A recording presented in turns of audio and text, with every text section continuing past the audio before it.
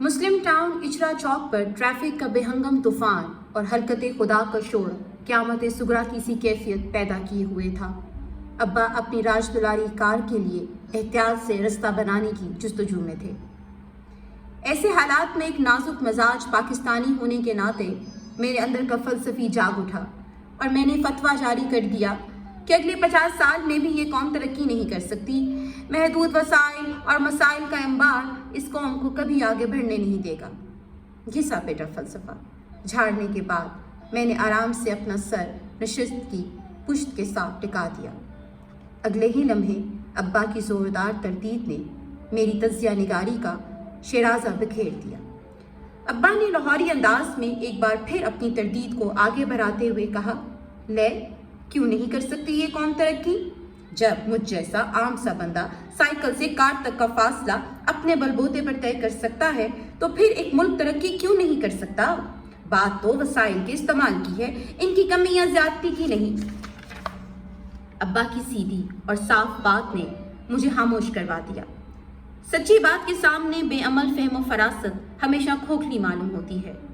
अब्बा के अदा करदा अल्फाज साइकिल से कार तक का सफर अभी तक मेरे कानों में गूंज रहे थे। एक गिनती के चंद अल्फाज मेरे अब्बा की पूरी जिंदगी समेटे हुए थे। एक आम से इंसान की आम सी जिंदगी जिस पर मैंने कभी खास निगाह नहीं की थी। लेकिन आज मैं ये सोचने पर मजबूर हो गई कि इस आम से इंसान की जिंदगी के कुछ खास पहलू भी हैं, कुछ ऐसी खसूसियात जो इसे मुआशरे का फ़ाल किरदार बनाते हैं। एक ऐसा किरदार जो बिना किसी तारीफ व तौसीफ की उम्मीद रखे अपना काम सही तरीके से सरअंजाम देता है। धादी गेट के मोहल्ला शीश महल में 2 मरला के मकान में आंख खोलना कोई इतना हसीन तजुर्बा न था। 18 अफराद को समेटे हुए 4 कमरे जरूर एक नए वजूद की आमद पर झुंझुलाए होंगे। अब्बा की तारीख़ पैदाइश आज तक मुअम्मा है। बकौल दादी जान अब्बा जान जाती सर्दियों और आती गर्मियों में पैदा हुए, जबकि दादा जान ने स्कूल में दाखिले के वक्त इनकी तारीख़ पैदाइश 4 जनवरी लिखवाई। लेकिन तारीख के इस हेर फेर ने अब्बा के लिए बचपन में कभी कोई खातिर ख्वाह मसला खड़ा नहीं किया, क्योंकि इनके वालिदैन ने कौन सी इनकी सालगिरह मनानी थी। अब्बा की उम्र अभी 1 साल ही होने पाई थी कि दादी की गोद में एक और नन्ही मेहमान आ गई और 1 साल का नन्हा वहीद बड़ा भाई कहलाने लगा। बहन भाइयों की आमद का सिलसिला करीबन 18 साल तक जारी रहा। दादी जान अस्करी बेगम और दादा जान अब्दुल मजीद के बाहमी ताल्लुकात कुछ बेमायनी सी कदरे हफीफ रंजिशों का शिकार थे। ऐसे में दादी जान अक्सर मैके में पाई जाती थीं और अब्बा अपने बहन भाइयों की फौज के साथ इस मैके की गलियों में। खुदा जाने इन हालात में दादा जान को अब्बा को स्कूल दाखिल करवाने का ख्याल कैसे आ गया, ताहम ये काफ़ी नेक ख्याल था। ये और बात है कि अब्बा ने मैट्रिक के बाद का तालीमी सफ़र अपने बलबूते पे जारी रखा।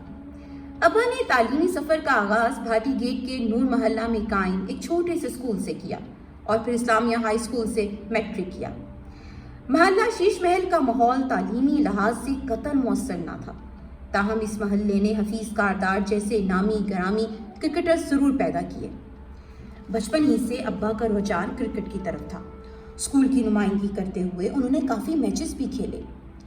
यही क्रिकेट जो दादा जान की नज़र में कतई अहमियत की हामिल नहीं थी और महज वक्त का ज़िया थी, इस वक्त काम आई जब मैट्रिक के बाद कॉलेज में दाखिले के लिए फ़ीस ना थी और ऐसे में इस्लामिया कॉलेज रेलवे रोड में खेलों के उस्ताद ख्वाजा नज़ीर अहमद खुद चलकर अब्बा के घर आए और यूँ अब्बा का दाखिला फ़ीस माफ़ी के साथ इस्लामिया कॉलेज में हो गया। चूँकि कॉलेज में दाखिले की वजह क्रिकेट बनी थी, लिहाजा इसे वक्त देना भी बनता था। वैसे भी मैट्रिक की 3rd डिवीजन साबित करती थी कि एफए में कुछ खास नंबर नहीं आने।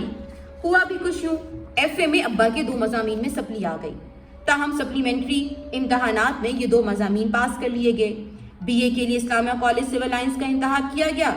बीए में अंग्रेज़ी ने अब्बा को काफ़ी ख्वार किया।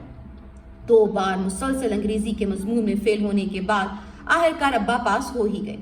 14 जमातें पास कर लेना वो भी अब्दुल मजीद के बेटे का कोई छोटी बात न थी। अब्बा ने इस दौरान फर्स्ट क्लास क्रिकेट में कदरे नुमाया मकाम बना लिया था, लेकिन माली हालात इस किस्म की काबिलियत को खातिर में नहीं लाते। اب وہ مقام آ پہنچا جب ابا نے تعلیم کو خیر بات کہہ کے ریلوے میں کلرک کی نوکری کر لی۔